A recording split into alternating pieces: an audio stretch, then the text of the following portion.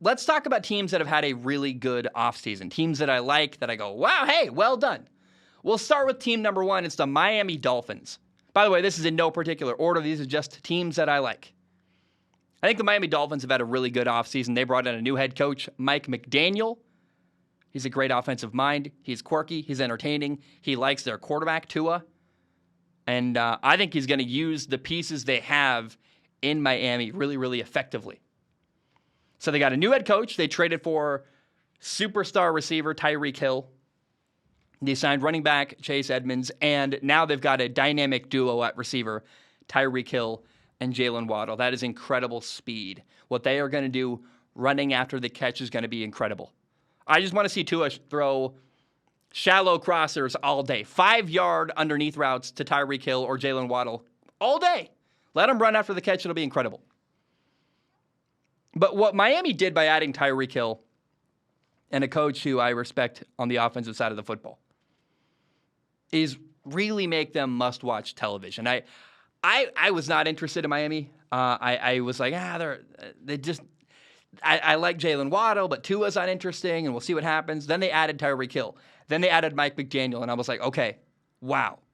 It's amazing how that little change can really elevate the way you view a football team. And I'm interested, man. I'm excited to watch them play. I think this is a monumental change for them, and good for them.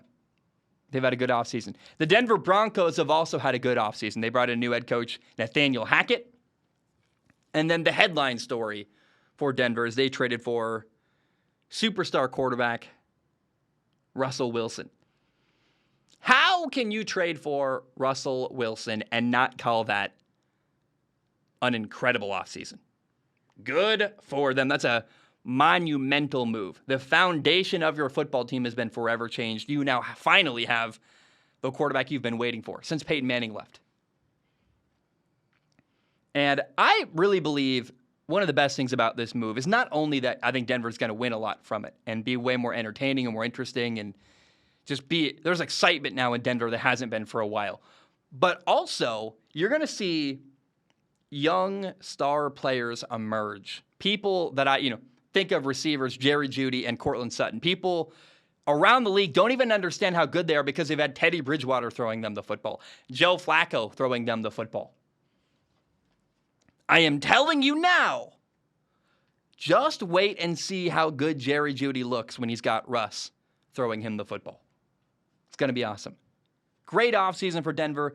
They got their quarterback. It's a good football team, by the way, with now a superstar quarterback, and I think it's going to be a home run. They've had a really, really good offseason in Denver. How about Indy? The Indianapolis Colts. I think the Colts have done about as well as they possibly could this offseason. They traded for veteran quarterback Matt Ryan. I think of all the options available, pretty good. Okay, wow. I didn't expect that at all. It was exciting. They added a stud corner, Stephon Gilmore, the 2019 Defensive Player of the Year. He still can play. He's 31. He can play at a really high level. They traded for defensive end Yannick Ngakoue. By the way, I didn't realize this. Yannick Ngakoue, he's only 27 years old. And he recently turned 27. Like, he's a young dude, former Pro Bowler. This defensive line in Indy is awesome. Kwity Paye, former first-round pick, Yannick Ngakoue, DeForest Buckner in the middle. I mean, I think it's going to be a formidable defensive line in Indy. You got two stud corners, Stephon Gilmore and Kenny Moore. Good offensive line, a running back, Jonathan Taylor. I look at Indy right now. They are the best team in the AFC South, and good luck convincing me otherwise. I think Tennessee will challenge them a little bit, but wow, right now, Indy went from a team that didn't make the playoffs last year to a team that should be the favorite to win that division, the AFC South. How about the Baltimore Ravens? The Ravens, I'm not going to lie. They haven't made any crazy free agent signings, or in fact, really, I thought they got worse at receiver. They traded away Marquise Hollywood Brown. But the Ravens had an insanely good NFL draft. They brought in 3 studs. They drafted safety Kyle Hamilton out of Notre Dame, the best safety in the draft, arguably like one of the better players that might go underappreciated because other teams had other needs. But the fact that Baltimore got Kyle Hamilton is incredible. I don't think they thought they were going to be able to draft him. They also drafted a center, Tyler Linderbaum. Going to be great for them. And in the second round, they got a player that probably would have been drafted in the top 15, David Ojabo, who tore his Achilles during his pro day. He's a first-round talent who won't play this year, but 2023, David Ojabo is going to come out of nowhere and shock a lot of people. He's a really, really good football player. Again, the Ravens have questions at receiver. They got the guy out of Minnesota, I'm blanking on his name right now, Rashad Bateman. That's about it. He's got to step up. But I thought that Baltimore had a deliriously good draft. I mean, it's incredible and probably the best draft of any team around the league. Now, another team that had a great draft, probably the second best, if not the best draft, is the New York Jets. They had 3 first-round picks. I loved all 3. They drafted corner Sauce Gardner.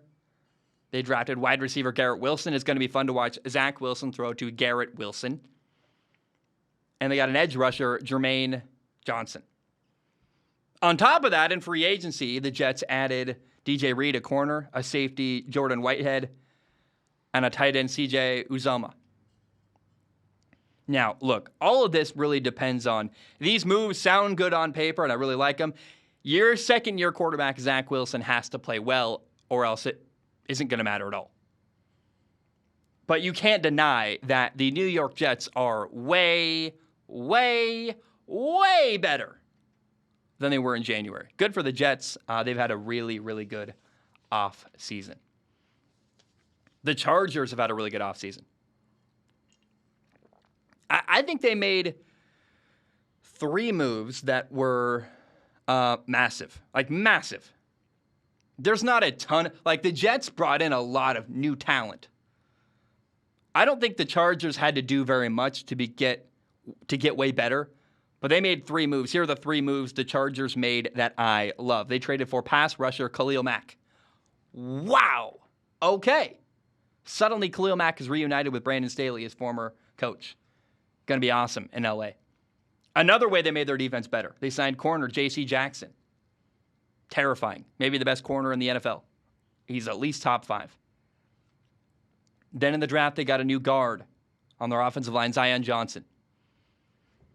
I mean, look, the Chargers were a really good football team, a borderline playoff team that was in the mix to win their division, in my opinion. They've got Justin Herbert, and the offseason they didn't make 50 different moves. They made 3 really big ones, though. Zion Johnson, new starting offensive lineman, going to be awesome. You trade for Khalil Mack, you sign J.C. Jackson. Wow, L.A. is way better today than they were in January. That's the only question you got to answer here to be on this list. The Raiders made a lot of moves. They hired a new head coach, Josh McDaniels. They got a new general manager, Dave Ziegler.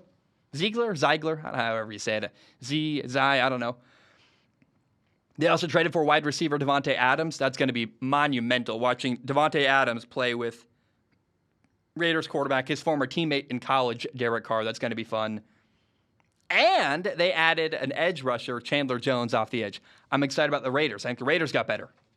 There are 2 divisions right now across the NFL that I just have no idea who the best team is. I don't know who the best team in the AFC West is. Kansas City, LA, Denver, Vegas, they're all really good. It's going to be a bloodbath. Now, the other division I'm not sure yet is the NFC East. Philadelphia, Washington, Dallas. The Giants are not the best team in that division. But between those 3, I'm like, you know what? Could go anyway. Could go anyway. I don't know. That leads me to the Philadelphia Eagles. The biggest move the Eagles made in Philly this offseason was they traded for receiver A.J. Brown. Wow. Devontae Smith, A.J. Brown, got to be an awesome receiving duo in Philly. Plus, they drafted 2 studs on defense in the draft. They brought in defensive tackle Jordan Davis out of Georgia. They also brought in Georgia linebacker Nakobe Dean. Oh, and by the way, they got in a new tight end, a backup tight end, Grant Calcaterra out of Oklahoma. I love him. And the quarterback position is very, very interesting in Philadelphia. Jalen Hurts is QB1. But they also have Gardner Minshew behind him, who everyone knows I love Gardner. And another interesting player. I mean, Philadelphia is a team I can't wait to watch during the preseason simply because their quarterback situation is so interesting. They brought in a rookie undrafted free agent quarterback, Carson Strong, out of Nevada. He has been dealing with a knee injury. That's why he didn't get drafted. People are scared off of him. I get it. When the knee was good, the film was really good. The film was borderline first round talent. And he's a guy with a lot of potential that and it's a massive if his knee can be good, then Carson Strong could really challenge the entire Eagles quarterback room from the back. And keep your eye on him. How about New Orleans? The Saints had a really, really good offseason so far. At least every move they made between the draft and free agency, I love it. They solved two of their biggest problems in the first round of the NFL draft. They drafted wide receiver Chris Olave. Then they drafted a tackle, Trevor Penning. Great. Bam. Two biggest problems solved. Oh, and by the way, they signed a safety, Tyrann Mathieu. They brought in Tyrann Mathieu to a defense that's already really good. I think the Saints are a lot better team today than they were last year. And I'm hearing a lot of chatter that, the Saints are going to win the division. The NFC South. No, Tampa's going to win that division. But I do think New Orleans is in a position to challenge them more than ever before, and I'm really excited to see. Remember, this is 2 years removed from New Orleans beating Tampa twice in the same year. Like, it's not as if New Orleans is a terrible football team. They got some dudes, and if Jameis Winston, big if, but if Jameis Winston, their quarterback, can play well, then you're looking at a team that could be competing for the division for sure. I don't think they're going to win it, but they really could challenge Tampa if Jameis will play really well. I think the Steelers have had a good offseason. This was a team I almost didn't include on the list, and I thought about it. I'm like, well, they solved a lot of problems. They brought in, first of all, one move that's underrated that Pittsburgh made is they brought in defensive assistant and linebackers coach Brian Flores, who is a guy that is a really, really smart defensive mind. Who knows what kind of impact he's going to have on this football team? But I can't imagine Brian Flores being in your locker room as anything but good for your football team. Like, he's a great defensive coach, and I think he's going to be awesome. To work with them, they signed linebacker Miles Jack out of Jacksonville. I love this guy. Miles Jack from Seattle. Dude is a baller. Technically from Bellevue, Washington, but oh my gosh, this guy is incredible. The biggest need for Pittsburgh going into the offseason was you got to figure out the quarterback position. Big Ben retired. They signed Mitchell Trubisky. Then in the draft, they drafted who they believe is their future franchise quarterback, Kenny Pickett. And then another move they made that I love, they drafted Georgia receiver George Pickens. And historically, Pittsburgh is really, really good at drafting at the receiver position. This feels like another one of those guys who's going to be just a second-round pick, kind of come out of nowhere, and George Pickens is going to be a stud for the Steelers. Is that what they call them? Is that the Yinzer accent? They go, the Steelers. I can't do it. Sorry. I can't do a Pittsburgh accent. Fire me. Sorry. I have two honorable mentions here.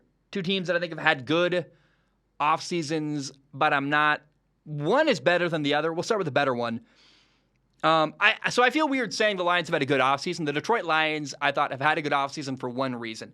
They drafted a player in the second overall pick who wasn't a quarterback. Thank goodness. I was really worried that Detroit was going to draft Malik Willis, number 2 overall, and that would be really stupid. No, they didn't. They drafted Aiden Hutchinson, a defensive end. So they got a really good player to build around Aiden Hutchinson. They also, later in the first round, drafted a wide receiver, Jameson Williams, to help support their quarterback, Jared Goff. And philosophically, Detroit said, we got Jared Goff. We're paying him a lot of money. We're going to build around him and keep working on making our football team better. If Jared Goff doesn't work out, that's a problem for later. Let's build our football team. I love that philosophy. Well done, Detroit. I agree. I think that's awesome. Great approach by the Lions. Now, the Washington Commanders have not necessarily had a good offseason if you look at stuff off the field. But this is a podcast where we talk about the football moves. Let's not talk about taxes or the ownership because that's all bad. But I think the moves they made in Washington when it comes to player personnel are interesting. They're boom or bust. The biggest moves they made was they traded for quarterback Carson Wentz. He could be a franchise quarterback. He could be awesome. In fact, they used to play him often in Washington. They played him when he was in Philadelphia. How cool is it that Carson Wentz gets to play his former football team, the Eagles, twice a year? It's kind of fun. They also drafted wide receiver Jahan Dotson. People are saying that he was a little bit overdrafted. Look, if he's going to be drafted 32nd overall or 16th overall, does it really matter? I think he's a first-round talent. I love Jahan Dotson. And when you pair Jahan Dotson, a guy who's got really good ball skills at high pointing a football, catching some of those Carson Wentz YOLO balls, pairing Jahan Dotson with Terry McLaurin is a home run. I love it. Can't wait to see them play together. It's going to be great.